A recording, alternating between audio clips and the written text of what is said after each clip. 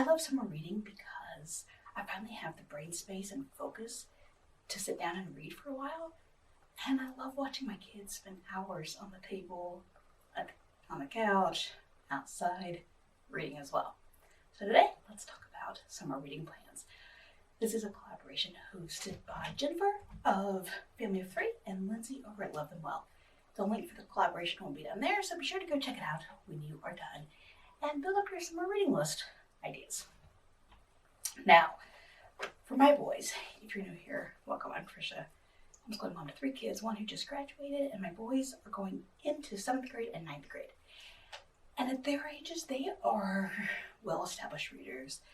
They have a habit, naturally, of spending a lot of time reading each day. So I don't require a reading list or a set amount of time. They're also good about choosing like a variety of books. Or decently well. My oldest one is more so than my younger one, but they're pretty good about it. So again, I don't feel a need for a list, but this year to encourage them to go a little further out of their comfort zones and to encourage a little bit of fun with it, we've got some book bingos going on. I've got a link for these down below. I've got a free one and then a pack of them as well. So go grab it if you want. But I've put things on here specifically to encourage kids to go a little bit beyond. And this, I would say, are generally good for like maybe 2nd graders and up. Adults, if you want to grab one for yourself, it would absolutely be applicable to you as well. It's definitely not geared towards kids. On Ben's, he has some that are like a book whose title is a question. He chose one of the who was or what was books. A book about teamwork, a book that makes you laugh, a book set in the future. And then Matthew has some like a book with a blue cover, a book by a British author, a book a friend recommends to you, those sorts of things. So there are definitely ones that anyone can read, can use. Even younger could. It's just not really geared towards the little kids. So we will do those. Like I said, I have several of them, so we're going to kind of do them throughout the summer and have some fun with it. If you've been around, you know that I am not much for read alouds where I'm doing the reading. It's just not something I really enjoy. But we do a lot of audiobooks. Where we live, we have a drive 20 to 30 minutes most places we go, so we're in the car for a big chunk of time when we go out, which makes it easy for listening to audiobooks. And while I make a list, if we don't get to all of them, I'm okay with that, or if we find other ones we want to read instead.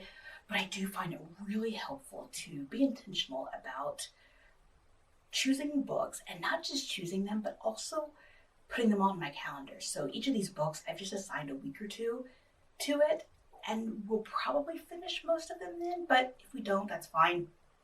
But having on my calendar a specific book means that it's more likely to happen.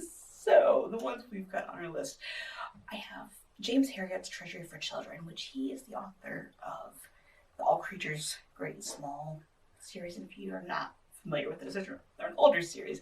He was an English country vet, and so his stories are all about the animals he took care of and his experiences then. And they're all just lovely stories. And the Treasury for Children one is adapted for younger kids. And they're just so sweet. We have the printed version of the book, and we've had it for a gazillion years, and it's still a popular read. And I thought the audiobook might be really nice just for slow days. They just feel like a hug, is how I would describe it, those stories. Next one, which definitely does not feel like a hug. Oh, and that one, the James Herriot one would definitely be good for younger kids. My boys were maybe 5 and 3 when we got the book. But the next one, definitely middle school, is called Harbor Maid by Jacqueline Woodson. And if you're not familiar with this book, it's a group of kids who, as part of their school, have to start meeting together and sharing feelings and such. But what they found was a friendship and a safe place, an easy place to talk about the hard things going on in their lives one student's dad goes to jail, another one is deported, another girl is dealing with racial profiling, and just some really heavy topics, but in a way that those kids are able to kind of process it together.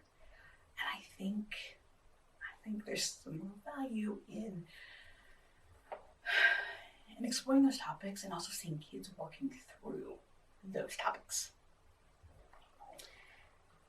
Another one, and this one would definitely be appropriate for maybe 2nd or 3rd grade and up. It's a book called 20 and 10, and it is set in France during World War II. And I know you think, well, how is that age appropriate for young ones? I get it. But this one is a story of hope and of caring for people beyond yourself, because there's these 20 French school children who help hide 10 Jewish children. And we loved the story the first time we did it, and again the next time we did it.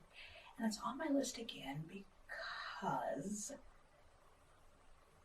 I feel like there's a real need to remind my children that they're but just one part of the world, and that we have to care for more than just ourselves.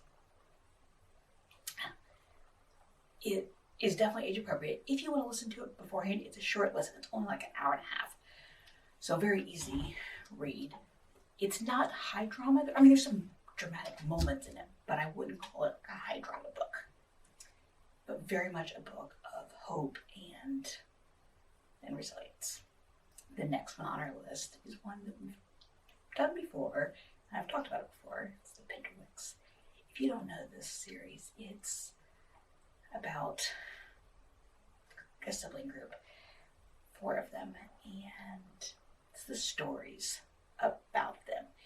They are very gentle and encouraging, like as far as like modeling good sibling relationships, good parental relationships, family dynamics.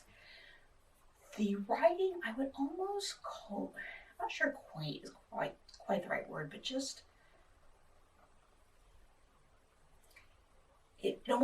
it's written, I think the first one published in 2005, but it feels like it was written longer ago than that. They are super enjoyable. I would say it's best to read them in order though, and the audio is fantastic. The print is even really, I enjoy reading it print-wise, but the audio is fantastic. I think these are a fantastic choice. Then I've got 2 other ones that I don't know if we'll get to or if we'll enjoy them, but I've got one on the list. One is a book called How to Absurd Scientific Advice for Common Real-World Problems. And there are things like how to jump high, how to land a space shuttle in downtown Los Angeles, how to tell if you're a 90s kid. And each one is short, funny, and scientific. They're like a couple minutes long for each question, so just little splurts. I think it'll be a really good conversational one. I can see us using it at like lunchtime, listening to 1 or 2, and then talking about it. I think the boys will enjoy it. So we've got that on our list.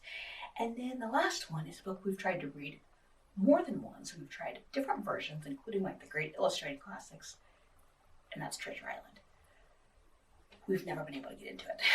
But I feel like this is a book that we should. So I found on Audible that they have a version that I would call more like a radio drama. There are different actors and actresses who are doing the parts. So I think it might make it more engaging to listen to it like that. We will see. I would love to know what is on your list of books or ones that I should consider. So make sure you leave a comment down below and let me know. Now, what am I reading? During the summer, like to read books that take me someplace else, take me to another time, or books that celebrate women's friendships. with that in mind, I made my list. But before I go to that, I have a link to a blog post that I wrote last year with some book ideas. So if you're interested, go check it out. I think I also have an older video where I shared my summer reading list. So if so, I'll leave it down there. The first one is a book called Adult Assembly Required by Abby Waxman. I have read a few of her books and I've really enjoyed them. And one thing I like about them, besides they're just like easy reads, is that they have characters who appear, the same characters kind of appear in each book, at least peripherally, but they're not necessarily about the same character. So they're not a series, but they've got some relationship and they all take place in the same part of Los Angeles, in the same neighborhood. And I kind of like that. Like, it feels like you're talking with a friend and like hearing stories about someone that you both kind of tangentially know. If that makes sense. I don't know. I enjoy that. I think I've read 3 of her other books and I've enjoyed all of them. This one is her newest one. And it's about a young girl who moves to LA to start over in her life. And about her life falling in, the life that she falls into. With a bookstore owner and trivia team, and just finding out how do you live as an adult in that transition. I think it'll be a fun, easy read. I enjoyed the other books from Abby Waxman, so I think it'll be good. I'll probably do that one as an audiobook. The last 2 I did, Other People's Homes and The Bookish Life of Nina Hill. I did both of those as an audiobook. And then A Garden of Small Beginnings I read last summer.